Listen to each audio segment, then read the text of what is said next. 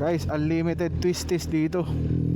Kaya sa mga nanonood dyan at naghahanap ng thrill, maiba naman, punta kayo dito ng Malico. Ayun, Malico Ridge Wishing.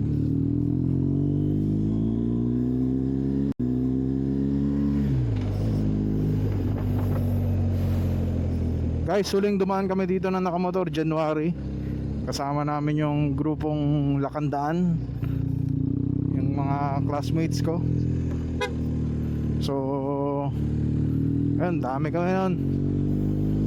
Medyo maulan-ulan pa nun that time. Actually, ambon-ambon lang naman dito sa bundok.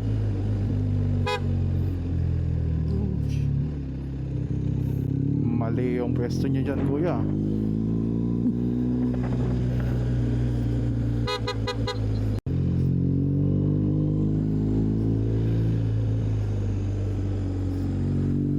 Guys, time check, 3:28 PM. Almost 3 hours and 30 minutes na tayo nagmomotor. Going sa Bela tayo. As per Wazi, may 5 hours pa tayo magbabiyahe. So hoping na mas mapabilis.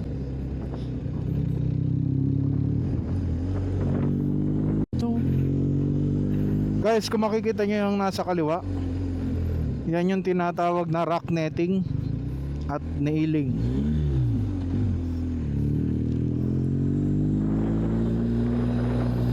So ganyan ang kadalasan ginagawa sa mga bundok para ma-mitigate somehow yung pag-erode ng lupa.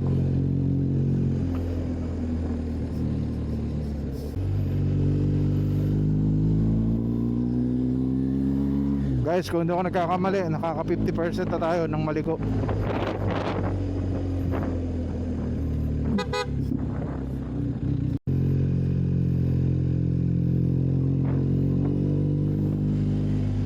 Campo Palolong. O, sa mga naghahanap dyan ng tulugan at transient, kung sakasakaling gusto niyang pumasyal dito, marami. Kainan, marami. Ayan o, guys, campsite. Ganda oh. Napakalamig siguro dito pag umaga talaga.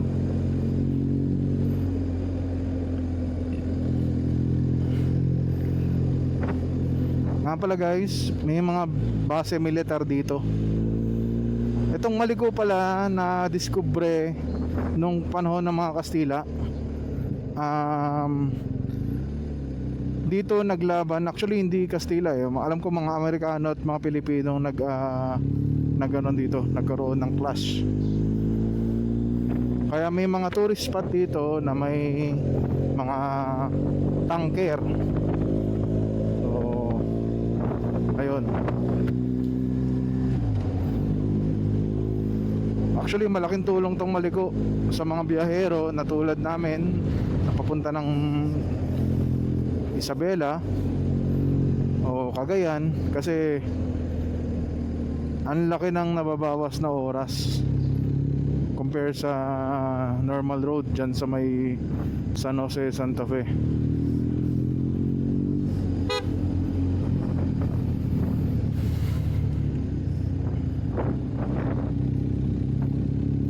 Dahil dyan kasi sa normal road maraming truck.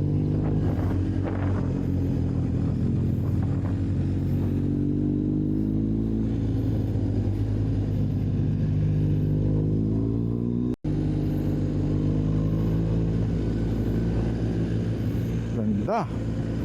Dito na ata tayo sa pinaka-tip, kung di ako nagkakamali, o meron pang itataas pa to. Alright guys, so dito sa part na to, hindi ko na malayan na nawalan pala ako ng mic. So dito tuloy-tuloy na tayo. Actually nasa almost 3/4 na. Ito, pinauna natin si kuyang nakamotor. Yun pala, pagliko dun na siya. Wow, mali. So shoutout sa iyo kuya.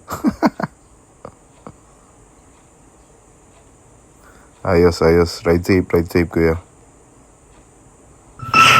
Guys, Init. Tara, samahan niyo ako sa aming journey pauwi ng Isabela. Let's go. Maritao. Mamaya, next na bayan nito, kung hindi ako nagkakamali, Bayombong.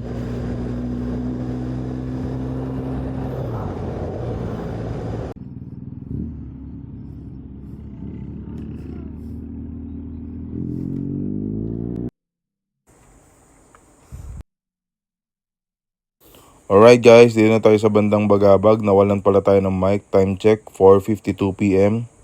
So tuloy-tuloy lang. Then dito naman sa bandang Bayombong na. So ayun, sobrang solid talaga dito guys. Dami ng tanawin na maganda. Then dito naman, tuloy-tuloy lang, Bagabag na tayo. Kung mapapansin nyo dyan sa maps ko, bandang kanan, yan yung going sa Bela talaga. Then pag diniretso mo yan, yung papuntang Banawe, Rice Terraces. So, solid din dyan yung mga twisties. Ayan. After nito is Jadi na guys. Then dito na yung tulay ng Bagabag, then Jadi. Entrada ng Jadi. So, ayun. Tayo-tayo muna tayo. Pang-unat-unat lang since medyo matagal-tagal tayo nakaupo. Kailangan din kasi to guys para hindi naman magnab yung mga paa natin. So, ayan. Paakyat na tayo guys ng bundok.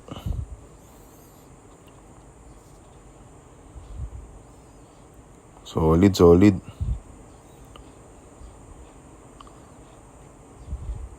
Ito na, makikita nyo sa map ko guys. Simula na ng mga twisties ulit. So round 2 na to guys, round 2. Kasi yung round 1 yung sa Maliko guys, Maliko. Pero sobrang solid niyan. Isa sa mga best part talaga ng pagre-rides yung mga ganyang daan. Kasi syempre, enjoy. Ito na yung isa sa mga landmarks sa may Jadi, yung kay Mama Mary, ayan o. So isa yan sa mga landmark dyan sa part ng Jadi. Marami rin palang nasisira ang truck dyan kasi sobrang steep ng kalsada pag papunta ka ng Manila. Ayun, hindi kinakaya dahil sa loaded ng mga truck. So ito, dito na tayo sa bayan ng Jadi. Ayan. Sa Jadi na tayo. Time check, 5:43 PM. So, malapit na. Ito na yung huling bayan guys ng Nueva Vizcaya. Then, Isabela na. Ayan na, Isabela. Welcome to Isabela. So, yan, nakarating din guys. Salamat Lord sa blessing at pagkakataon makarating ng Isabela. Dito na tayo sa bayan ng Cordon. Yan na yung makikita mo yung Isabela, Thy Will Be Done. Yan, hindi lang masyadong tanaw dito sa camera pero mayroon akong isang video. Yan, nakita natin yon. Yan, dito na tayo sa mismong bayan ng Cordon guys. Malapit na. Dito nakakaramdam na ako guys ng pulikat kasi maghapon tayong anong umaga kasi may ginawa pa tayo kaya napagod tayo. Kaya yun. At saka kailangan na rin siguro muna ng pahinga. Time check, 5:50 PM. So yan, after nito guys, Santiago na. Ito na, Santiago na. Dito guys, naghanap na kami ng tutuluyan. So kaya medyo nagbabagal na tayo. Tumitingin-tingin tayo ng mga hotel na pwedeng pagstayan. Ayun, good thing. Along the way, may nakita tayong isang magandang hotel. Which is nandito rin sa ating vlog. Ayan. So tuloy-tuloy lang. Then nakita natin yung Oriza Hotel. Ayun tanaw na. So quality dito guys. Ayan. So maraming salamat dahil nakarating kami ng safe dito sa bayan ng Santiago, Isabela. Ayan, sarap. Thank you Lord. Thank you dahil nakarating. Ayan, Oriza Hotel. Ayos. Good night. Going to Mawini, Isabela na pala tayo. Kasi ngayon nasa Santiago, Isabela tayo. Okay? Let's go.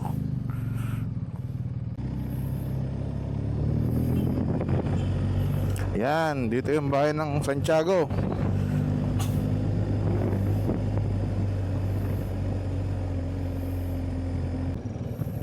So guys, ito yung lumang tulay ng Santiago Isabela. Bata pa ako talaga, dinadaanan na namin to noong araw.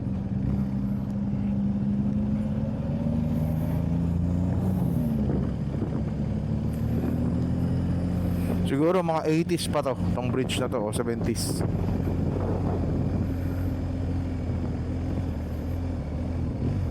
Guys, nga pala, yung pag-uwi namin ng Isabela, walang kamalay-malay yung parents ko at yung mga kapatid ko. So it's a surprise.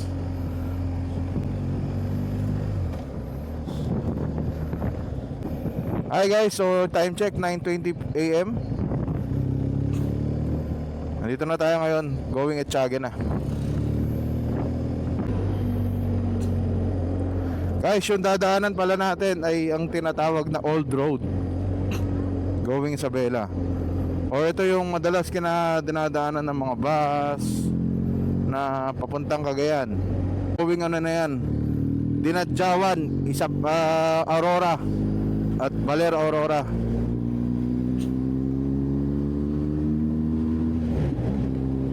So maganda yung daan dyan, puro twisties din. Kaya sa mga mahilig mag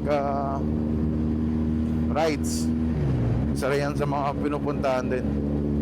At saka yung mga dati, yung sa Boss Ironman, yan yung dinadaanan.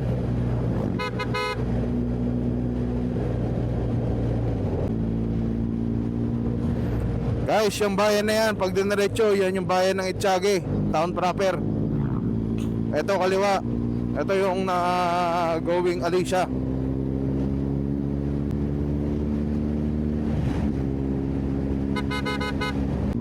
Dito rin pala matatagpuan guys yung Isabela State University, Etxague branch. So ito yung, kung di ako nagkakamali, pinakamalaking branch nila ng Isabela State University.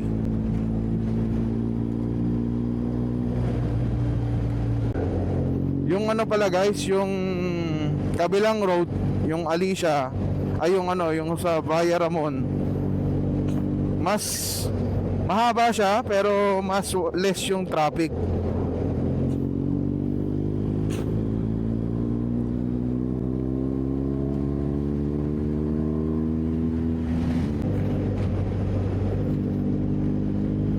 Next bayan natin guys, napupuntahan, Alicia.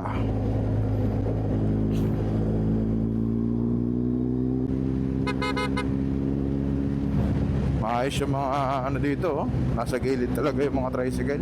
Good job guys, good job.